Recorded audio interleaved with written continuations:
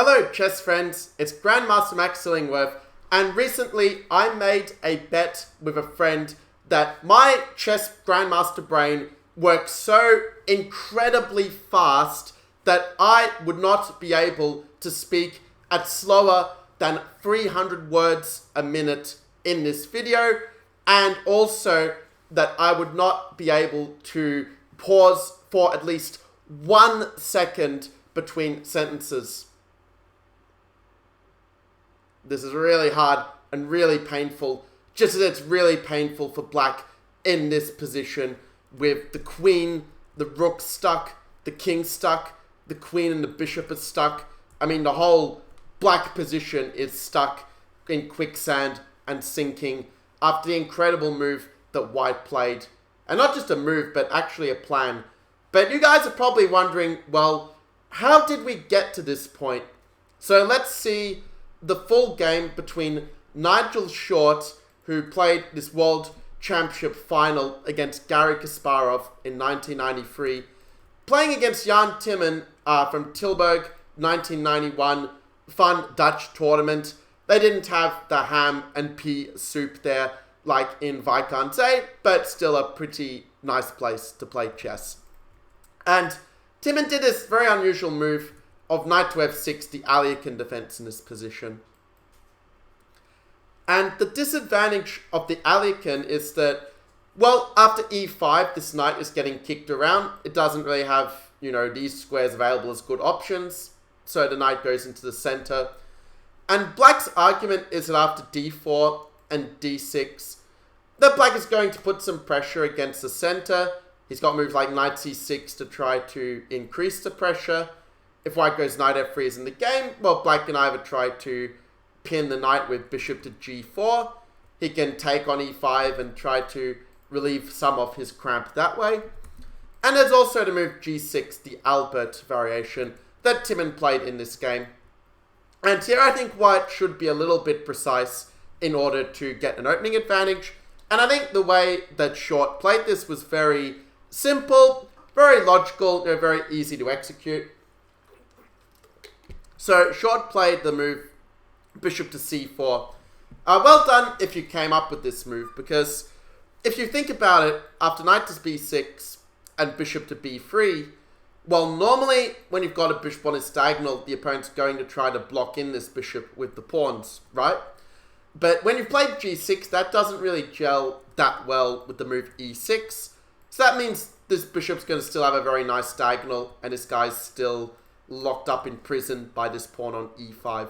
I guess he and Claude Bloodgood would have been good mates.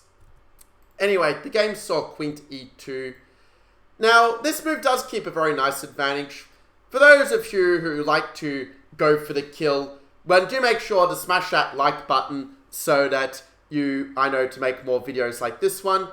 But the way to play aggressively is knight to g5, because d5 releases all of the pressure against the white center. And if e6, you can play the move queen to f3, hitting the pawn on f7. And if they castle, you've got like queen h3, and you can sort of swing the queen over for a nice attack on h7 that way. Or if queen e7, we can actually play a very creative move, knight e4. And the idea of knight e4 is that if they were to take that pawn, like takes, and let's say bishop takes e5, just for argument's sake, playing devil's advocate here. Well, black probably should have played h6 instead, because now bishop to g5 is really very nasty, hitting that queen. And if the queen does move, let's say, to f8, well, already you're stopping black from castling the king short. And after the move knight to f6, well, moving the king is going to run into some little discovered checks by the knight. So bishop takes f6, and unfortunately, when you take that knight and you give up the bishop, this bishop is just an absolute monster on those dark squares. If rook g8, just knight to c3, your knight's going to come into f6, your rooks are going to come to the center, and since these guys are all slackers who, aren't doing what they were paid for, well, white should win this position with best play. Instead, though, white played this move of queen to e2, and the idea of queen e2 is simply to overprotect that pawn on e5, because it makes sense that black would like to play moves like knight to c6, bishop to g4, and just stack that pressure against the e5 pawn. Actually, Timman played the move knight c6 first in the game. We had castles. And now I really like the move, actually, that white played. Can you find a good move that sort of gums up black's play and just makes it hard for him to increase the pressure against our center? Let's find out. And do make sure to subscribe to the channel for more of my Grandmaster Chess videos. Okay, so well done if you realize that black's main idea is to play bishop to g4. I know I said this move like a moment ago, but, well, it's easy to forget when you're caught up in the sheer excitement, which I really am trying my best to contain my excitement, because when I get excited, I don't speak at 300 words a minute, I speak at 500 words a minute, and even I struggle a little bit to keep up at 500 words a minute. I'm not some cyborg just because I have the Grandmaster title. So h3, well done, this stops bishop g4, and without bishop g4, it's somewhat difficult for black to really get compensation for white's center. Let's say you play knight to a5, and you play to grab that bishop pair advantage. Well, white can simply play rook to d1, realizing that if black does take the bishop, well, it's kind of nice for white too. We developed our rook on a1 without actually needing to move it, because now the rook has a very nice open file. We can play moves like c4 and knight c3, just taking all of the space. And if they take that pawn on e5, we take back with the pawn, and we see why it's very often a great idea to develop the rook opposite the opponent's queen, so that if some pawn exchanges happen, the file opens and we get a nice attack against the queen. That's why a lot of really great tactics can happen when you place the rook like this. Now after h3, black decided to play the move of pawn to a5, trying to trap the bishop with a4. White stopped that with pawn a4 himself, which also kind of keeps this knight under lock and key. So the game went d takes e5. Maybe developing the bishop might be better, but it's not a free lunch for black either here. White does have more space, and d takes e5. Well, we can see that this is a very direct attempt, playing knight d4, and in principle, it's a good idea to trade off the knights and trade off these pieces when you have less space as black, because it does create room for your other pieces to breathe. It's kind of like a crowded room where people are butting their elbows, they don't have a lot of space to move. You kick a few people out of the club, and everybody is a lot more comfortable. The problem is that after rook e1, black's remaining piece is still not that attractive here. This bishop is still biting on granite on e5. The knight is still dominated by the white bishop, and the queen is going to get kicked out very soon with moves like c3, or even a move like knight d2 f3 is also quite attractive for white. Timman played the move e6, and it's not a big surprise that Short was dominating this game directly from the opening, and e6 does have the little problem that you are shutting in your bishop in this case. White played the move knight to d2. If you want to play c3 first, that's also a good move, just kicking the queen back. Short decided he wanted to kick the queen with knight f3 instead, also very reasonable.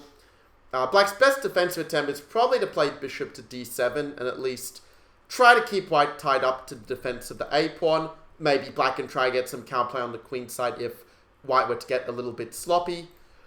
But instead, knight d5 was played, trying to activate the knight, but after knight to f3, the queen is forced back, and after queen c5, Short played the move queen to e4. I think it's a very reasonable idea going for queen h4, and very often when the opponent has this defense around the king, well, if we can play bishop h6 and trade off that bishop, well, then it's going to be much easier to attack black's king, having lost its main defender. We can kind of jump in on those dark squares, and it's just going to be very rough for black. And it's also true that you could play AlphaZero style with h4, h5, and use that pawn as a kind of battering ram. If you get to pawn h6, that bishop's going to be completely trapped in on h8. So if you want to play it more long-term, more strategically, that's definitely a good way to do so. So we had queen to e4. Black played queen to b4, trying just at any price to trade off the queens. And Well, let's test you guys a little bit, because one theme in chess that is not really talked about that often, at least not in the chess circles that I am in, is the concept of assessing the exchanges, or how to deal with this tension between the pieces. So, what would be your move as white? How would you deal with this tension between the queens at this moment? Already revealing one of the Grandmaster's secrets of staying hydrated and drinking plenty of water during your chess games. But okay, on a more serious note, white doesn't really want to play queen takes b4, because then black manages to activate his rook without even needing to move it. The pawn on a4 itself can be a target, so you don't really want to be the first to trade here. And some of you might have said, well, Max, can't you simply win a free pawn here with bishop takes d5? But, sometimes, being naive is not something that is rewarded in chess. And after bishop e6, yeah, white probably is still better here after queen d3 and queen to e2, let's say, just keeping everything nice and protected. But black's definitely got some compensation. It's not so easy to complete white's development. Black's got a nice bishop pair advantage, and even moves like bishop to c4 and just kind of harassing the queen and going after the pieces.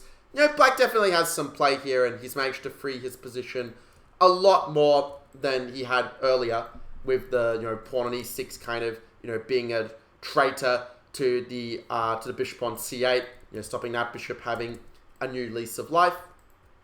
So the move bishop c4 is a very precise move by Short, just keeping this under control.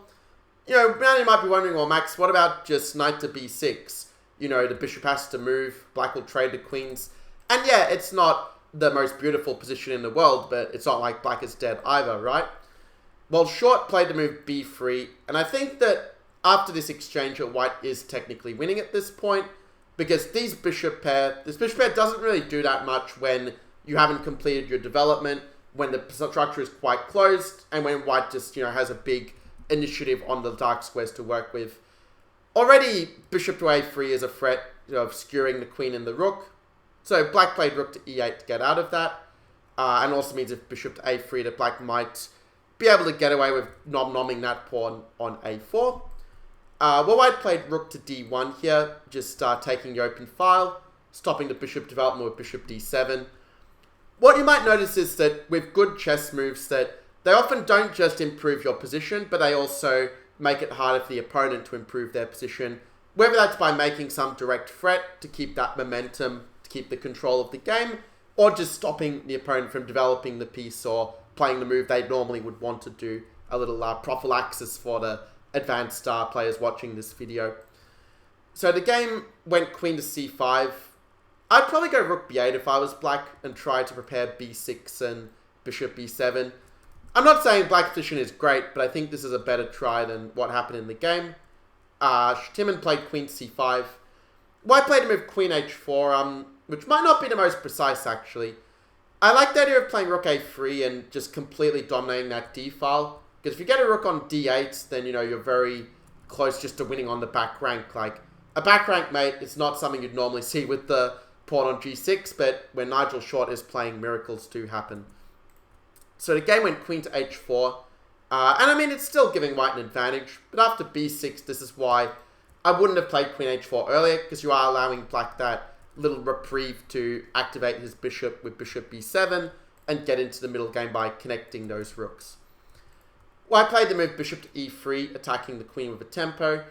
And I think that if black brings the queen to defense with queen to f8, after knight g5, it definitely looks like white's position is very dominant. And certainly, with moves like queen to f4, we can think about bringing knight to f6 and being annoying. But the knight f6 by itself is not winning the game. Black can play bishop to b7. He can fight for the open file. He can always tuck the king away on h8 after a check. So I feel like, while white is definitely still much better, it's no longer like a clear-cut win in my humble opinion. So instead, I think that this was better than the move queen c6. I mean, queen c6 looks nice because you go for bishop b7, you've got the battery, but after bishop h6, and obviously allowing takes and allowing the queen to come in the attack and the rook in the attack is not really ideal here. So black plays bishop h8 to at least keep some modicum of control over the dark squares. But now rook d8 follows, and we see that black is having a bit of a hard time resisting that pressure down the back rank. Obviously, you don't want to take because then you get mated with queen takes d8 as such. So black played bishop to b7 instead. The computer thinks bishop d7 is a better try, but honestly at this point black is basically just dominated completely, where he can't even take that pawn with queen takes a4 here, because then queen e7 follows, and I mean basically white's just going to go knight to g5 and take that pawn f7 checkmate. And if black does take the knight to try to avoid that, well, we take back, and this position is just completely busted for black. His queen and rooks are completely paralyzed. Even the bishop actually is kind of paralyzed, where black already has to find his move queen c6 just so that he can meet rook takes a8 with queen takes a8 and not get back rank mate with a rook d8 move. And now white has one move and one move only that allows him to win the game. Are you guys up to the task? Can you find the winning move here with white to play? And I'm going to drink some water while you are sitting there thinking about it. It's why it's so good being a chess coach, because you don't even need to calculate a lot. You just sit back, relax while the students sweat and are suffering. But okay, these jokes aside, the answer is that bishop to g5 is incredibly strong. And the idea of bishop g5 is, well, obviously they can't take either of the pawns because the queen is still babysitting that fella on e8. But if you play bishop takes e5, white's going to play rook 1 d7, and there's just no good defense to queen takes f7. Now you're probably wondering, well Max, why couldn't you play rook 1 d7 like in this position here? And it turns out that it's very important that you have that d8 rook defended. Now rook 1 d7, black would actually play to move queen takes d7, going for rook takes d7, rook takes e7, because we can see that the rook is not pinned to the king any longer. And if queen d7, rook e d8, well then it's actually black who is winning with the two rooks and the outside pass pawn against the queen. So by playing bishop g5 and then rook d7, it means that, well, if they play queen d7, it just doesn't work anymore because our bishop is defending the rook, and that's all she wrote. So in any case, the game saw instead the move of bishop g7. Timman was hoping he could sort of defend in this kind of way, and yeah, at this point rook 8 d7 was a very nice move by Short, realizing it, okay, let's just keep these rooks bottled up and just go for the attack against f7. It's kind of interesting to note, actually, if you look at the position here, that even though black's weakness is sort of on the dark squares in theory, after we trade the bishop, that weakness actually manifests itself on the light squares, because while black is trying to cover those dark squares, white can then jump in like queen f6 at a good moment, knight g5, and just black really struggles to defend f7 or defend h7 when that pawn on e5 is just cutting the black position in half like a hot knife through butter. The game continued rook to f8, and okay, let's skip ahead a little bit. I do want to get to the position where we do have the beautiful king walk after all, because that's why you came for this video, right? So rook 1 d4, rook a8 was played, white went queen to f6, and I mean, there are a lot of winning moves at this point. For example, let's say if you want to go knight h4 and just sort of play moves like f3 and prepare some kind of sack on g6 or whatever, that would also be technically winning. I mean, black's not exactly in a position to make a move, like playing bishop a8 and bishop to b7 back and forth is not exactly that attractive. But if you play bishop c8 instead, white has this very beautiful tactic of knight takes g6. And unfortunately, if you ignore the knight, there's going to be queen h8 mate. If you play f takes g6, there's going to be queen g7 mate. And finally, if hg6, the point is that you can now play rook to h4, because queen takes g2 is no longer a checkmate, and so you will be the one giving the mate with rook h8 or queen h8 in however many moves. Well, Short played a move h4, which is also completely winning. It's going for a concept known as the fawn pawn. So what is the fawn pawn? It's where you put your pawn on the 6th rank, usually a rook's pawn like h pawn or an a pawn, so that you can support a queen to g7 checkmate. And that explains why black stopped this with h5, but here is where Short came up with a very nice winning plan of playing king to h2, First, it might seem like, oh, it's just a Grandmaster improving move, just slowly improve the position and leave them stewing in their own juices, regretting playing the dreadful Alekan defense. But actually, the real idea is that, well, I think that Timman had not yet seen Short's idea because he played the move of Rook C8. If he had seen what was coming, maybe he would have played the move Bishop to C8, trying to force off the exchange of the rooks, but unfortunately White is just winning here, where we played a move of Knight to G5, and we simply sacrificed the rook to go G4 and just force open the king side. It's a very slow looking plan, but with Black's pieces so out of play and so constricted, it turns out we do have time for this. If H takes G4, for example, we're not going to take back with Rook G4. That gives Black time to bring his queen to the defense. Instead, we played a move H5, and Black just doesn't really have a good answer to the idea, let's say, of going H6, and, well, we see that Queen E7 is one move too slow in light of Queen G7 checkmate. And if you play G takes H5 instead, you're running into Queen to H6, and there's just no good defense to Queen to H7 checkmate at this point. So for that reason, Black might try not taking, but if Queen to C5 is played, White can simply go Rook takes D7.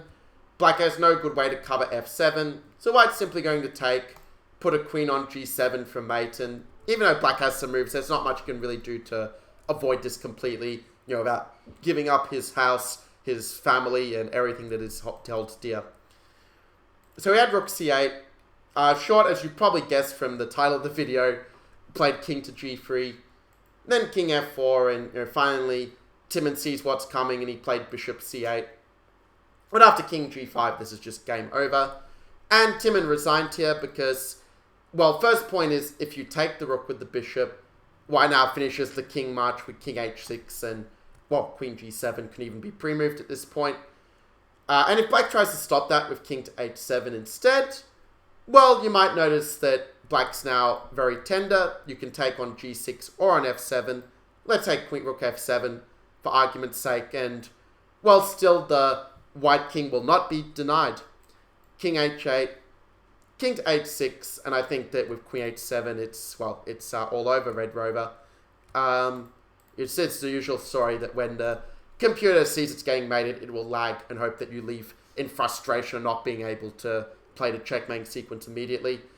So yeah, that was the King Walk chess game, and I think I did succeed in talking at a speed of less than 120 words a minute. Well, I guess if I failed, you can always slow down the speed of the video. Maybe I should have told you guys that at the very start for those who like to sit there and admire the beauty of Short's King March for a full minute, like a meditative kind of pose. Anyway, do make sure to comment below with what you enjoyed from this video, and also smash that like button, subscribe to my channel, and I will see you guys in the next chess video. Peace.